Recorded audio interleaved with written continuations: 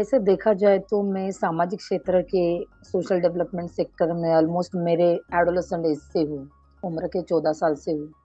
लेकिन अपना काम शुरू करना है ये मेरे दिमाग में तब आया जब मैंने कई महत्वपूर्ण ऑर्गेनाइजेशन में एक्सपीरियंस किया, कुछ मूवमेंट के अंदर पार्टिसिपेट किया, नेतृत्व किया और मुझे लगा कि बहुत ज़्यादा ज़रूरत है कि मैं जिस समुदाय से आ रही हूँ, जिसे हम कहते हैं या नोमैडिक डिनोटिफाइड ट्राइब कहते हैं, ऐसे लोगों के साथ काम करने वाली संस्थाएँ थोड़ी कम हैं और इन रूट काम अगर करना हो इन समुदाय को साथ तो एक बेहतर बात ये होगी कि जो इस समुदाय से उभरे हुए लोग हैं, यही जब समुदाय के पास जाकर एक परिवर्तन की भाषा करेंगे, कम्युनिटी स्ट्रेंथ को लेकर और हमने जो अपना इंटेलेक्चुअल डेवलपमेंट किया है या जिस भी तरह से अपना जो विकास किया है, उसका एक ब्रिज तैयार करेंगे, तो उसकी मजबूती ज़्यादा होगी। तो ये सोच तो मेरे दिमाग में करीबन 10 एक सालों से थी, लेकिन कई बैरियर्स की वजह से मैं उसको रूप नहीं दे पाई। लेकिन एक वक़्त ऐसे आ गया कि मुझे लगा कि अब आगे आकर शायद काम करने की ज़रूरत है। ये सही मौका है कि जब हम संस्था की पहचान से, जिन समुदाय में से हम आए हैं, उन समुदायों की ओर, उस रूट की ओर आगे बढ़े और अपना काम जो है वो लगातार शुरू करें। अ, प्रेरणा एक्चुअली मेरी जो है वो कई बार कड़वे अनुभवों में छुपी होती है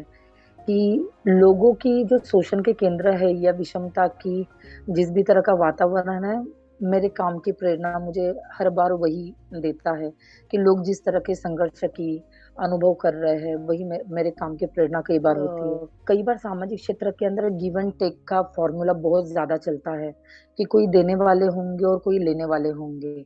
दूर-दराज़ तक यही फ़ॉर्मूला काम भी आएगा, पर अगर हम सच में रूट में जाके काम करें और जो समुदाय है, जो एक मार्जिन्स के भी बाहर है, मेनस्ट्रीमिंग के बाहर वो राह देख रहे हैं अपने डेवलपमेंट की, संवैधानिक अधिकार के एक्सेसिबिलिटी की, उस नज़रिए की, अगर वहाँ पे नेतृत्व की, सहभाग की सही परिभाषा अगर लेकर जाए,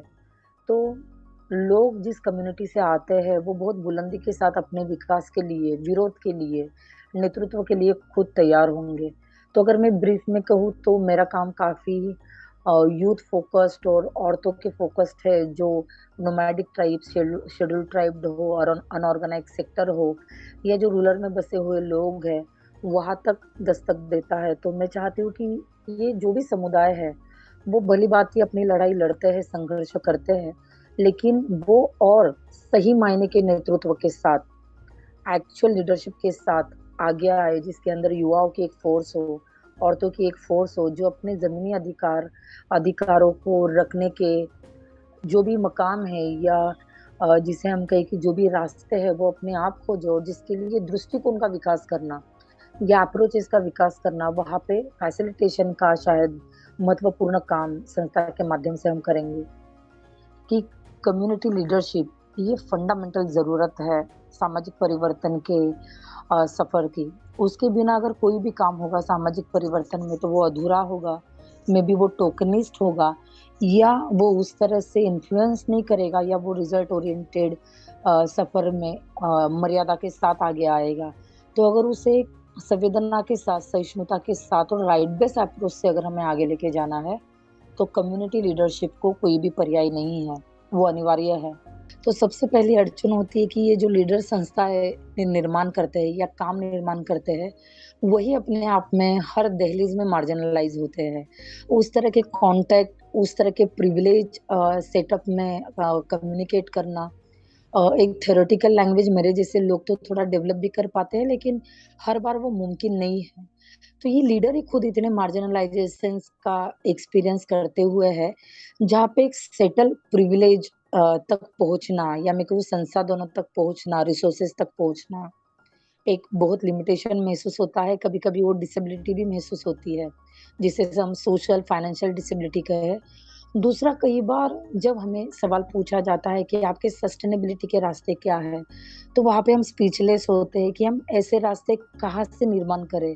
जो संस्था के संगठन के काम को एक सस्टेनेबिलिटी तक आगे बढ़ाए। सपोर्ट सोसाइटी बनाने का काम आस्था के द्वारा किया गया और आस्था का सोचना था कि जब तक लोकल लीडरशिप इस मुद्दों पे नहीं जुड़ेगी तब तक शायद ज्यादा बदलाव नहीं आ सकता है। तो इसी सोच के साथ कोटला देवी संस्थान 98 में बनी थी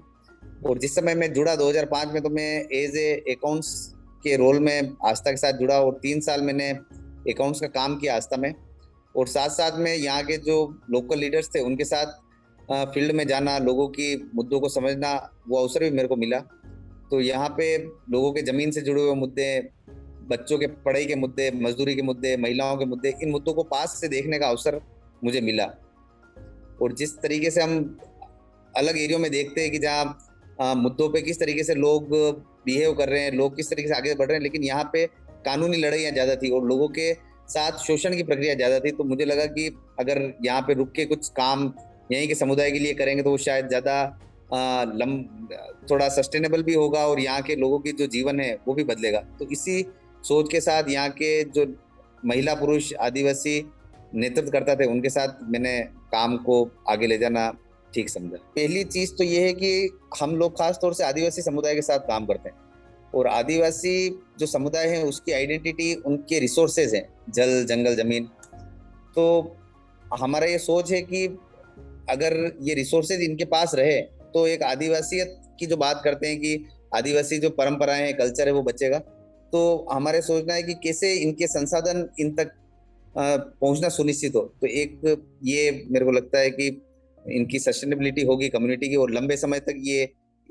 अपना जीवन या अपनी पीढ़ी दर पीढ़ी अपनी बातों को आगे बढ़ा पाएंगे। दूसरा, जो समय के साथ चीजें बदल रही है वो उसमें सबसे बड़ी चीज है कि किस तरीके से लोगों की आजीविका सुनिश्चित हो। ये एक बड़ा मसला है क्योंकि आजीविका चलती थी, लेकिन जिस तरीके से कानून बदलते जा रहे हैं वनों के, तो लोगों का जो जुड़ाव है जंगल से वो थोड़ा दूर हुआ है। तो उनकी आजीविका पे एक संकट आया। तो हमको लगता है कि किस तरीके से इस क्षेत्र की आजीविका बढ़ाने के ऊपर, यहाँ की खेती बाड़ी को ठीक करने के ऊपर काम करें ताकि यहाँ के लोग और ज्यादा मजबूती के साथ इसी इलाके में रहें। आदिवासी इलाकों में बच्चों की पढ़ाई एक बड़ा मुद्दा है क्योंकि यहाँ के छोटे छोटे मुद्दे इतने जटिल है कि शिक्षा आज भी यहाँ का मुद्दा नहीं बन पाए, क्योंकि लोगों को अपनी जमीन की लड़ाई लड़नी है। लंबा बदलाव हम देखना चाहते हैं आने वाली पीढ़ियों में, वो शायद हम नहीं देख पाएंगे। जो संवैधानिक अधिकार है लोगों के वो शायद वो समझ नहीं पाएंगे। तो किस तरीके से जो नई जनरेशन है उसको हम शिक्षा के अंदर आगे लेके आए।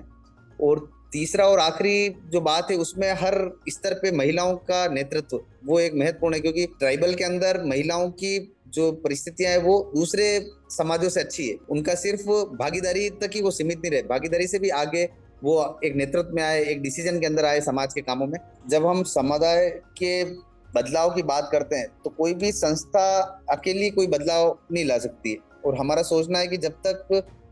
लोगों का जुड़ाव मुद्दे के ऊपर नहीं होगा, लोग खुद साथ में नहीं आएंगे, तब तक वो बदलाव नहीं कहलाएगा, वो एक कार्यक्रम या परियोजना होके रह जाएगा। तो हम अपने काम के अंदर भी इसकी कोशिश करते हैं कि लोग मुद्दे से जुड़े, लोग समस्याओं को आइडेंटिफाई करें और लोग खुद समाधान की प्रक्रिया में आगे जाए। तो वो सबसे महत्वपूर्ण है। और जब लंबे बदलाव की बात करते हैं तो संस्थाएं हैं वो आएगी जाएगी, किसी कार्यक्रम पे काम करेगी, लेकिन अगर समुदाय के अंदर जो नेतृत्व करने वाले लोग हैं वो अगर हमने तैयार कर लिए तो वो समय समय पे जो समस्याएं आती रहेगी, क्योंकि समस्याएं कभी हमको लगता है खत्म होने वाली नहीं, एक खत्म होगी तो नए स्वरूप में दूसरी समस्या सामने आएगी। तो अगर हमारा मानना है कि समुदाय में अगर नेतृत्व है तो वो उसको देखना भी सीख जाएगा, उन समस्याओं को उस पर किस तरीके से रिस्पॉन्स करना है वो भी सीख जाएगा, और उसमें लोगों को जोड़ के और उसको समाधान की प्रक्रिया में ले जाना भी सीख जाएगा। तो बिना समुदाय के कोई भी सामाजिक बदलाव बिल्कुल मुमकिन नहीं है। और इसमें इस तरह की लीडरशिप खड़ी होनी चाहिए। और जिस तरह का सिनेरियो है, क्षमता वर्धन जो एक लीडर्स में चाहिए, तो उसमें मेरे को लगता है कि हमको मदद करनी चाहिए यहाँ के लीडर्स को, ताकि वो जो बाहरी दुनिया में जो चीजें चल रही है उनको पकड़ सके और उनके साथ में मिलते हुए वो काम को आगे ले जाए। तो एक तो ये एक बड़ा मुद्दा है। तो उन कानूनों के लिए थोड़ा उनको मदद करना समुदाय को, जैसे आरटीई है, एफआरए एक्ट आया हुआ है, पैसा एक्ट आया हुआ है, तो इन कानूनों को घर घर तक कैसे पहुंचाएं, उनकी जागरूकता घर घर तक कैसे लाएं। तो इसमें भी अगर डोनर्स आते हैं और सिर्फ इंटाइटलमेंट्स पे और जो लीगल जो कॉन्स्टिट्यूशनल राइट्स हैं उसके ऊपर अगर लोगों तक, अंतिम व्यक्ति तक ले जाने में मदद करते हैं, तो शायद यहाँ पे बदलाव आएगा। और इसमें डोनर्स को जुड़ना चाहिए। मैं फैजाबाद की रहने वाली हूँ, तो वहाँ का जो हालात था, वहाँ की जो रोजमर्रा की जिंदगी थी, उस जिंदगी ने मुझे बहुत प्रेरित किया कि मुझे खुद के लिए कुछ करना है, क्योंकि जिंदगी में जब आप कुछ सामाजिक काम के लिए आगे बढ़ते हैं तो सबसे पहले आपको अपनी जिंदगी को देखना पड़ता है, और जब आपने अपनी जिंदगी को देख लिया तब फिर आप आसानी से लोगों को देख पाएंगे, क्योंकि आपकी जो जिंदगी का सफर है वो लोगों के लिए प्रेरणा बनता है। और इस काम की शुरुआत मैं ऐसे कहूंगी कि मेरे घर से शुरू हुआ, क्योंकि अलग अलग तरह का जो पाबंदियां हैं, पितृसत्तात्मक रूढ़िवादी सोच है, वो कहीं ना कहीं मेरे पीछे शुरू से रही है। और मुझे लगा कि जिस तरह मेरे साथ इस तरह की चीजें हो रही है, इस तरह तो बहुत सारी लड़कियों के साथ हो रहा होगा, और जिनकी कहानियां बहुत पर्दे के पीछे है और सामने नहीं आ रही है। तो इस वजह से मैं फैजाबाद से लखनऊ आई, और लखनऊ में जब हमको प्लेटफॉर्म मिला तो मुझे लगा कि बहुत स्कोप है, मतलब बहुत कुछ कर सकती हूँ। मुझे अपने बारे में समझ आया कि मैं क्या हूँ, मैं क्या करना चाहती हूँ, मेरे क्या सपने हैं, तो उसको मैंने बुनना शुरू किया। और जब मुझे वहाँ सफलता मिलती गई तो मुझे लगा अब तो और लड़कियों के साथ करना है, क्योंकि जब भी कोई नई लड़की को देखती थी मुझे उनके अंदर एक हमीदा नजर आती थी। और यही वजह रही है कि मोबिलिटी को कैसे बढ़ाया जाए, कैसे आत्मविश्वास लाया जाए, कैसे उनको लीडरशिप में लाया जाए, वहां से मेरी शुरुआत हुई, खासकर सामाजिक पहल के रूप में। मैं सबसे ज्यादा जो उम्मीद करती हूँ कि ज्यादा लोग लीडरशिप में आए और अपने समुदाय की रहनुमाई करें, और जब वो रहनुमाई करेंगे तो एक तरह से वो अपने समुदाय को प्रेजेंट कर पाएंगे, उनके मुद्दे को संबोधित कर पाएंगे। तो मुझे लगता है कि जो समानता की बात है, बराबरी की बात है और आत्मविश्वास की बात है, तो मुझे लगता है वो अगर एक इंसान के पास आता है तो मुझे लगता है कि वो एक बड़ा नेतृत्व कर सकता है अपने समुदाय के लिए। तो मेरा सपना है कि वो एक लीडरशिप ऐसी तैयार हो जहां पर कोई भेदभाव ना हो, और यही हमारा लॉन्ग टर्म अप्रोच भी है। जो उस समुदाय का है तो उस समुदाय से जो लीडरशिप निकल के आती है फिर उसका इम्पैक्ट पूरे समुदाय पे पड़ता है, क्योंकि वो हर एक मुद्दे को बहुत ही गहराई से समझ पाता है, क्योंकि वो खुद उस चीज से निकल के आता है, वो खुद स्ट्रगल करके बाहर आता है और फिर उन मुद्दों को बहुत गहराई से समझ पाता है। तो मुझे लगता है अगर उन समुदाय से अगर कोई निकल के आता है एज ए लीडर, तो मुझे लगता है कि वो बहुत बड़ी बात है, और वो उनकी वो काबिलियत जो सब पूरे समुदाय को प्रेरित करती है। कोर फंडिंग की बहुत जरूरत है, जो मैंने कहा संसाधन की बहुत जरूरत है। संसाधन में भी आप समझ सकते हैं कि ह्यूमन रिसोर्सेज और जो और भी रिसोर्सेज हैं उनको कैसे आप साथ लाके और फिर एक नए अप्रोच के साथ आप जा सकते हैं समुदाय के जो मुद्दे पे हम काम कर रहे हैं, क्योंकि हम लोग खासकर संवैधानिक मूल्यों के अधिकार पे काम कर रहे हैं और उसको हम एड्रेस कर रहे हैं कि वो प्रोजेक्ट बेस्ड काम करें या गुणवत्ता से अंदर जाके बारीकी से काम करें, जहां पर ऐसे हजारों हमीदा खड़ी कर पाए। तो उस तरह से अभी कोई नहीं काम के लिए जो ज्यादातर हम देख पाते हैं। डोनर एजेंसीज को भी हमारे साथ आवाज उठाने की जरूरत है, सिर्फ पैसा देने से काम नहीं चलेगा, उनको भी साथ आने की जरूरत है।